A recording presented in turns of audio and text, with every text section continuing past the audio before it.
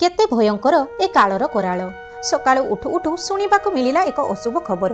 सेठू सीधा चलिले सांग घर को, कारण ता बापा चली जाइछन्ति। संसारर नियम, किए आसीबो तो किए जीवो देखुनाहांती। दीर्घ 1.5 वर्ष हबो से तांको बापांकू देखि नथिला, कारण ता पिला हेबार थिला।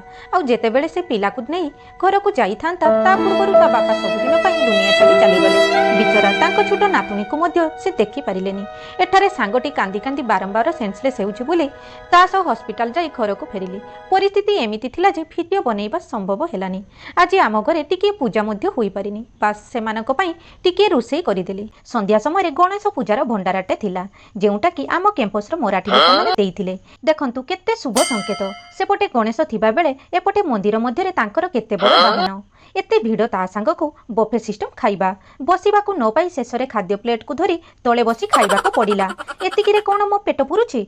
पुणी काली राधा अष्टमी, बेसी खाइले सिना काली अधिक समय पाई उपास रही पारिबी। बास एई कथा को आखि आगरे रखी झियो खाइबा बाहाना देई आउ गोटाए प्लेट धरी घर को फेरिली। वीडियोटी भलो लागितिले लाइक करंतु और चैनल टी को सब्सक्राइब करंतु। जय जगन्नाथ।